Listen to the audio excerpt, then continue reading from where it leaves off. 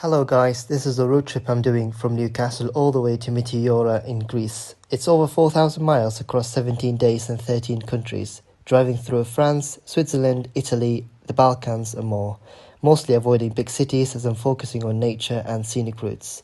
The final destination is Meteora before heading back to Newcastle, and I'm filming and uploading as I go. Every episode covers a different day or section of the route. Please subscribe and turn on notifications if you want to follow along. Thank you. So I'm driving to Ljubljana now, in Slovenia. I've checked out of the Airbnb about an hour ago. It was all perfect there. The only thing that could be improved was the internet speed, and the manager said that they are looking into it, and that should be fixed in a month's time. So the name of the hotel or Airbnb was Heidi Hotel. And it is in an area called Torbak, I think. If it's not correct, if the name is not correct, I'll add it to the as a caption on the video. But it was perfect, good price, and I think it was the best priced hotel in that area. And they've got free breakfast, so that was nice. Yeah, so my experience was perfect there, apart from the internet speed. So I've got 4 hours and 25 minutes left. I've already done about almost an hour. Going through the route that doesn't go via Austria, just because I'm not bothered about getting the vignette from Austria. Now, to drive in Slovenia, you need a vignette.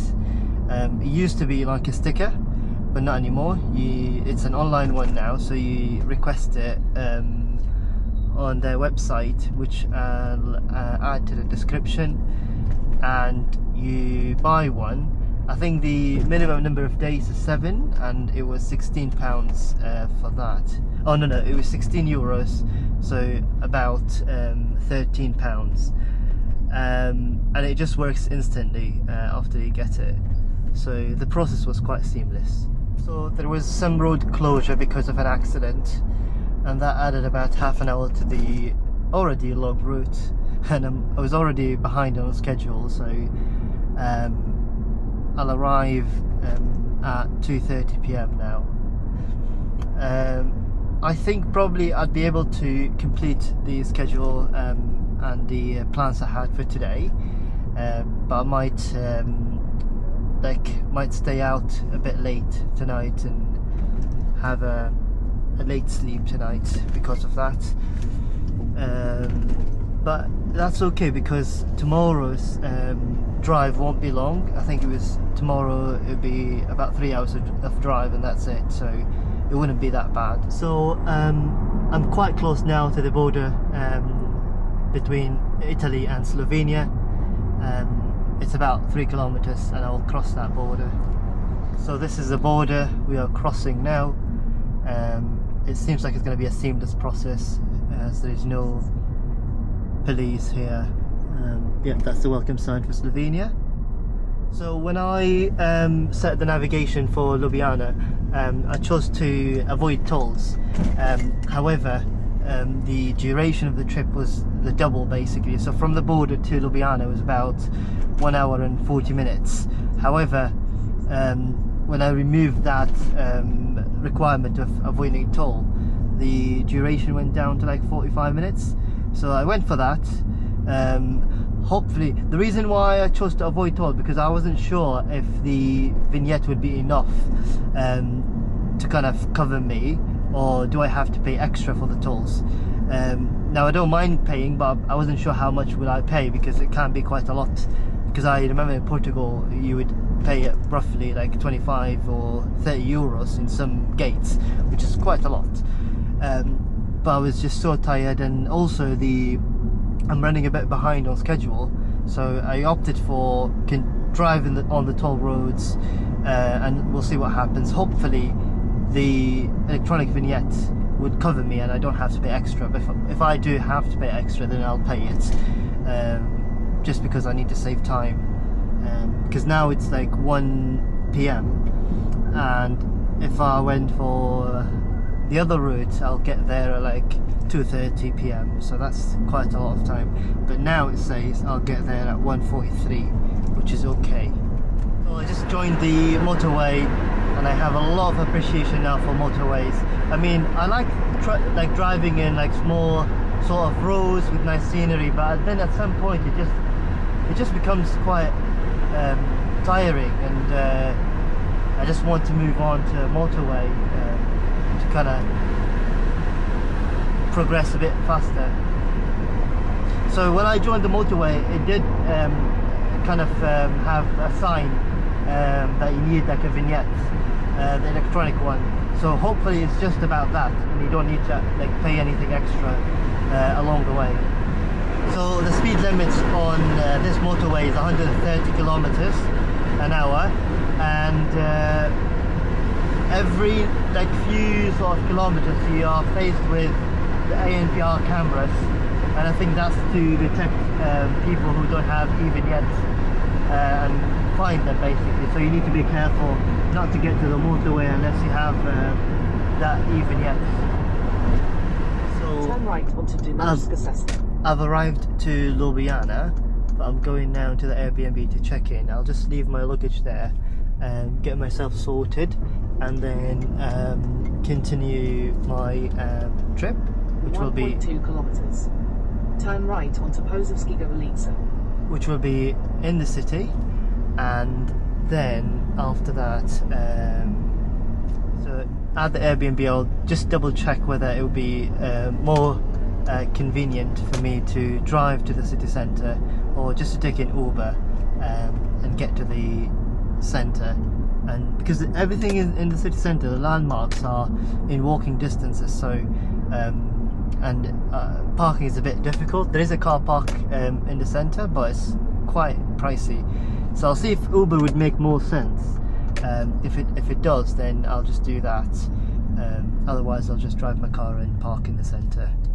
So finally checked in after spending quite a bit of time, not because of the check-in process itself, but just the parking situation for the Airbnb is a bit difficult. So there is some street park next to the Airbnb that I had to use, but because I didn't have enough coins, I only had like €3, I couldn't sort of like pay for the full amount to cover me till 7 PM, and after 7 PM it's for free.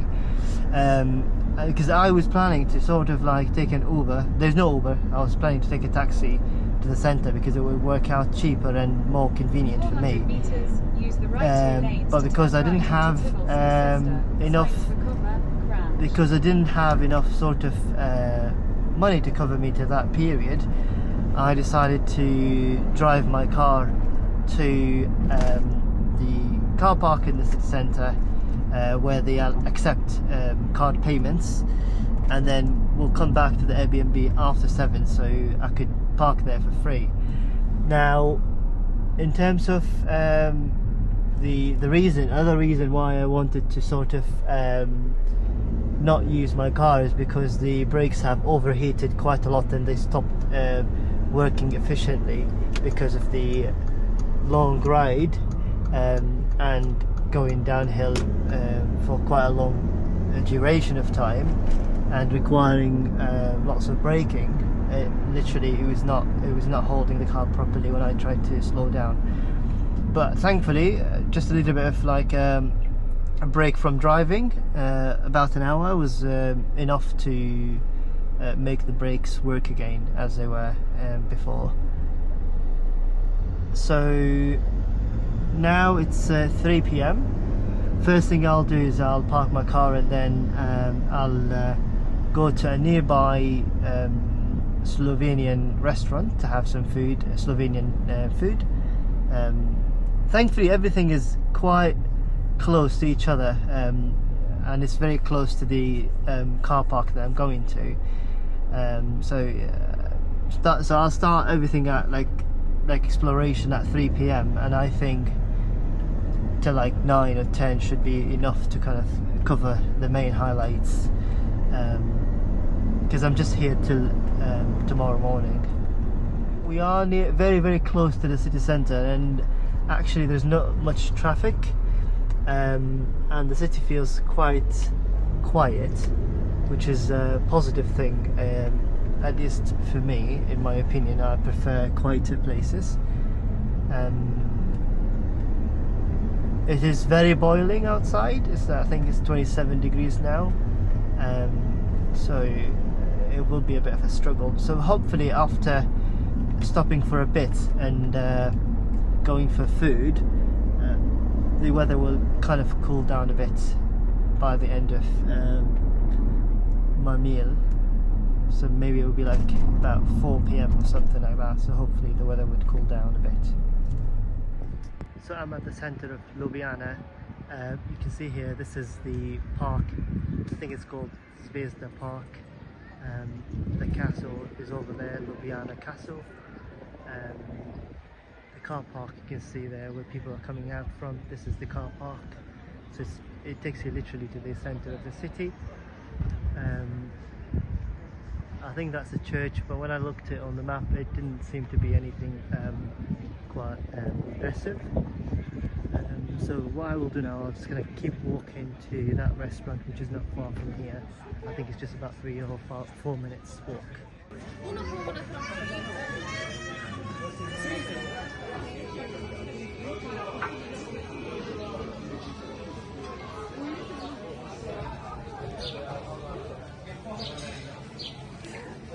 So that was the restaurant and I went to.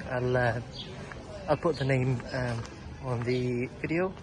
The food was about 38 euros. It was the sea bass, and I had that soup which I think I wouldn't be able to pronounce its name, so I'll just write it on the video. It was nice. I also had a latte, but I felt like it was a bit on the expensive side for what I had. It was filling though, but I expected it to be a bit cheaper than that, but it's alright. I would give it probably 8 out of 10. So this is the Ljubljana river, and basically it sort of separates the old town of that area with the new part of the town. Mainly it separates it from the old town there and the Prešeren, I think it's called, square, where they hold events and things like that. So there is also a bridge here, a famous bridge called the Bridge, and you can see here why it's called that. So it's got 3 bridges.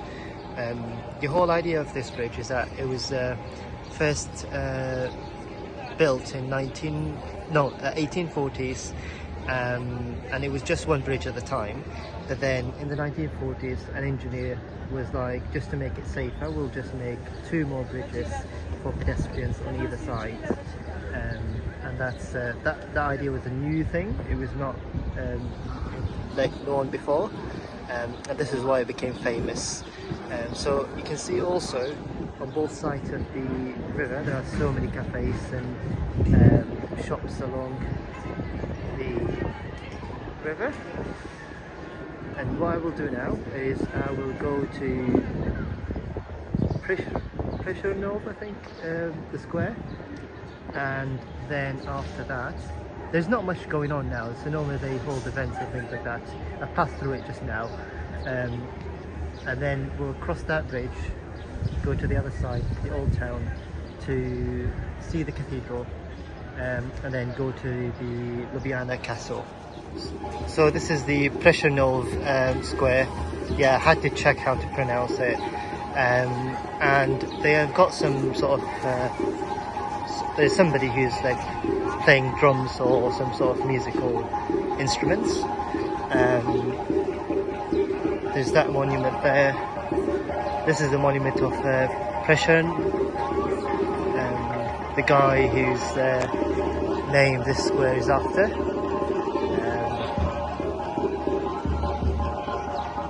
So I just saw somebody now with a drone, and they were about to fly it, despite this area being completely red, like a red zone.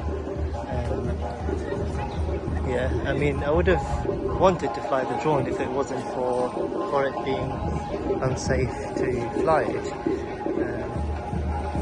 yeah, there's not much happening here, so I think I'll just cross that bridge and go to the old town. So the cathedral was closer to me, so I decided to go there first before the castle. It's called St. Nicholas Cathedral. I think it was built in the 1300s, but it was a different design, and then it was redesigned in the 1700s. It's free to enter, this is what Google Maps said, but I haven't checked that yet. This is a closer look at the cathedral. I'll try to stand somewhere a bit nicer to get a better view. There's lots of sort of cafes and restaurants just next to it. So this spot offers a nicer view of this cathedral. It's not the largest I've ever seen, however it's a very major cathedral in Ljubljana, so I had to come and visit. So that's the souvenir shop. I'll go to that one just to find something to get, and if I don't find anything here, I'll just get something from there. So this was a new information that I didn't know about, and this is why I got the souvenir of a dragon. So I'm just heading to the castle through these little streets. It is a very quiet city actually, and it's the capital. However, it is extremely quiet. So it's a steep walk up the hill to get to the castle. You can see people climbing this hill to get to the castle. It's about 10 minutes, 10 to 15 minutes of going uphill, and it is quite steep.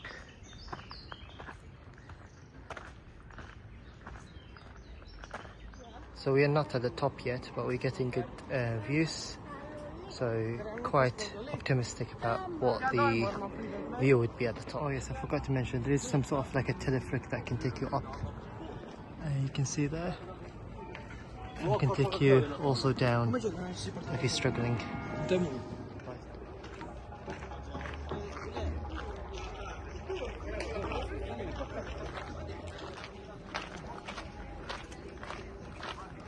So we are at the top now. Again, they've got some cafes here with a very nice view.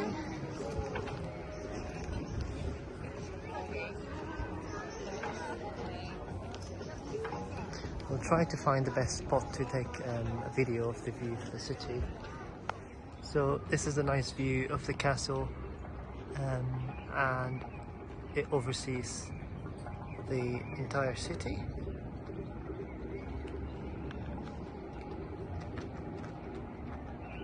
Very nice. So from here you can see that square that we've been to before.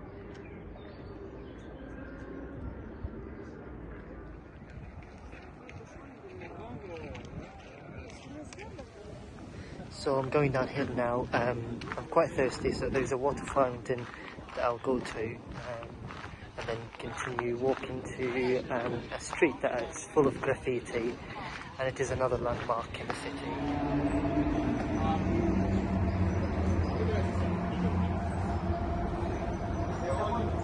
So on the way to the water fountain, I bumped into this Iranian restaurant and decided to sit here and have food and drink instead. If I've posted this, that means the food was very delicious. So I'm heading now to the graffiti street, and I can smell the weed, and the smell gets more intense the closer I get there. So hopefully it's not a dodgy place. But anyways, it would be like a quick visit to that place and then back to the car park and drive to the Airbnb, which is like 10 minutes from the car park, and I'll call it a day. So I just arrived now to the graffiti place. Certainly it is dodgier than the rest of the city, but it will be like a quick visit, and then straight back to the car. Yeah, the smell of the weed is just quite strong. So I'm leaving that place. I didn't go far in because it definitely was getting dodgier, and I've seen a little bit of that, so I think that was enough. Just heading back to the car now. Yeah.